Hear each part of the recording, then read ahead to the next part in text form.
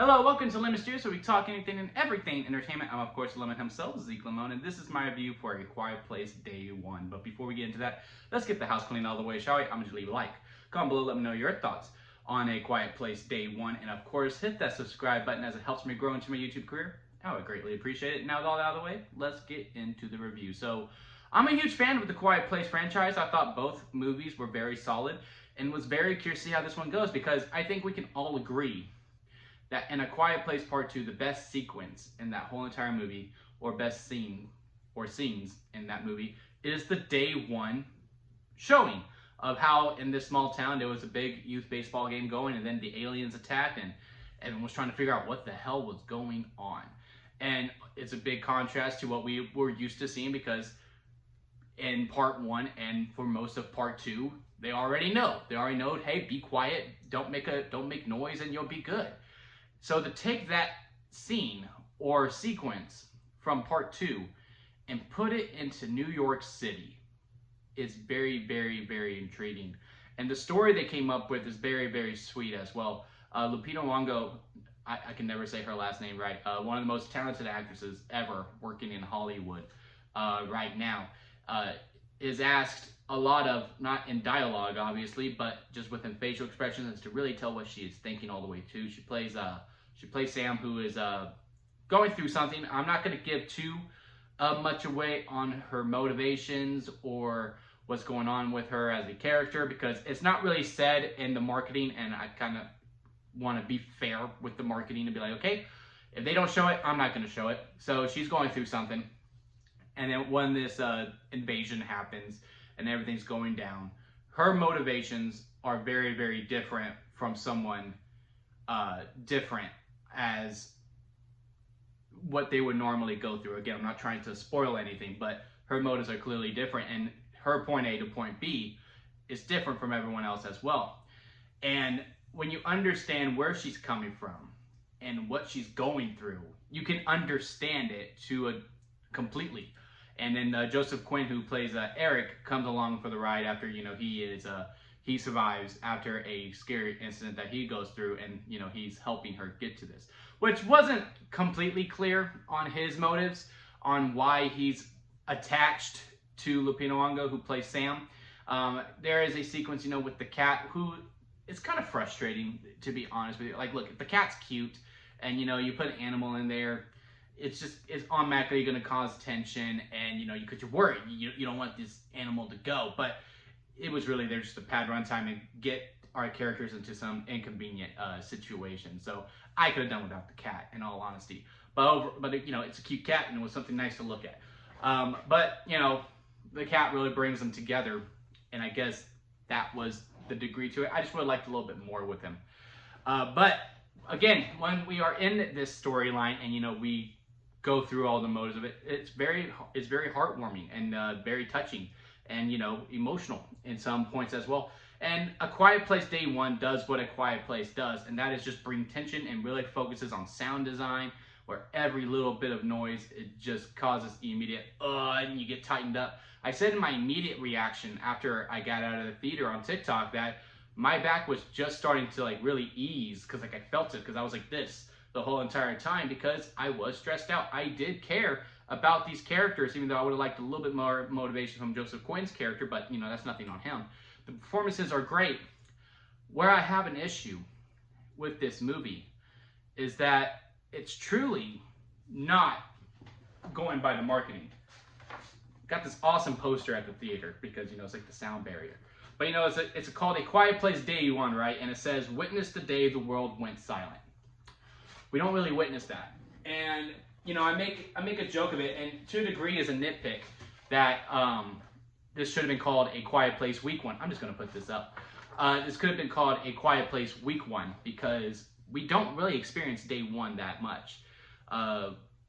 Sam, played by Lupita, gets knocked out in the beginning of it, and then when she wakes up and comes to, everyone's kind of figured out, hey, be quiet and you're good. Well, I was really thinking this movie was going to be the aliens of A Quiet Place. We know Alien, or A Quiet Place 1, was really quiet, very slow, methodical, really focuses on tension, just like Alien. And then this one, I expect it to be action-packed because it's day one, it's New York City. Hell, even at the beginning, it's saying New York City runs at 90 decibels, which is the equivalent to a constant scream. And I'm like, yes, this is what I want.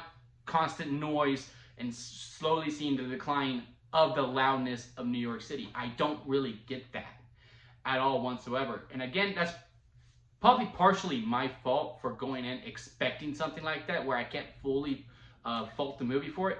But that is, at the end of the day, what they were promoting. And I just don't feel like they really used their scenery to the best of its mobility. Now look, granted, you know, the people who are going to survive are going to figure out very quickly, hey, we got to be quiet in order to get this going. I just wanted to see that more.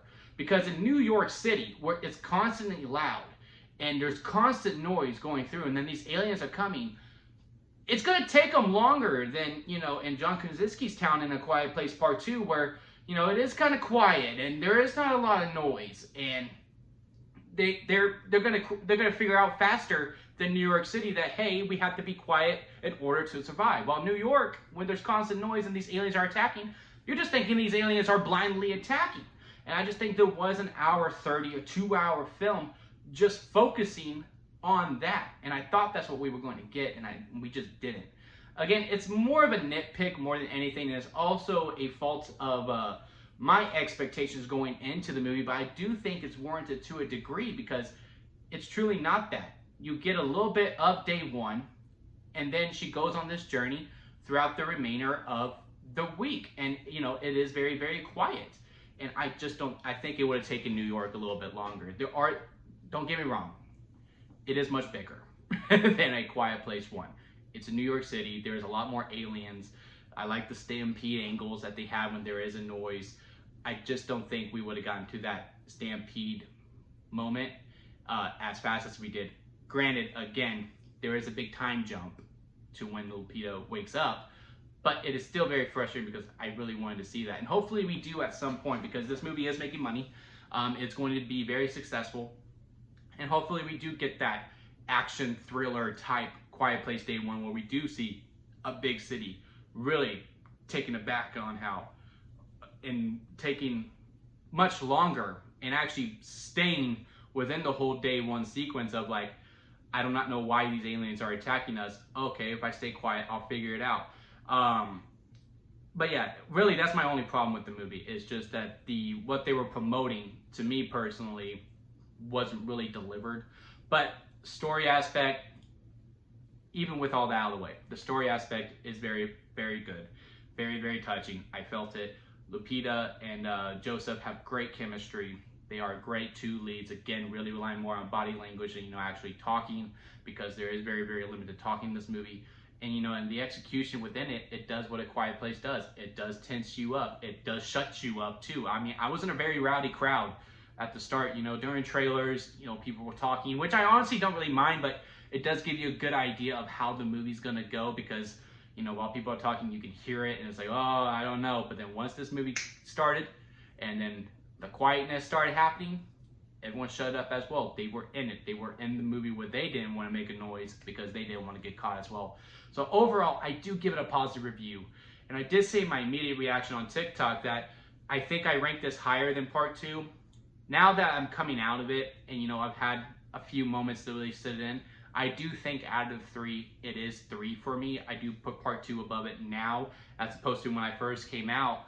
But overall, it is still very good. You know, it's like, it's the equivalent, you know, in baseball. And I got to deliver this because, you know, people that hear, oh, you put a 3, you hate this movie, but you're saying you're giving it a positive review. No. Look, if A Quiet Place Part 1 was a home run, smashed it out of the park, no notes, fantastic movie. Part 2 was like a double. You know, it got to second. It was still a good time. A little bit of struggle here and there. But to the day 1 sequence alone, and I did like the story that they had, it's a double.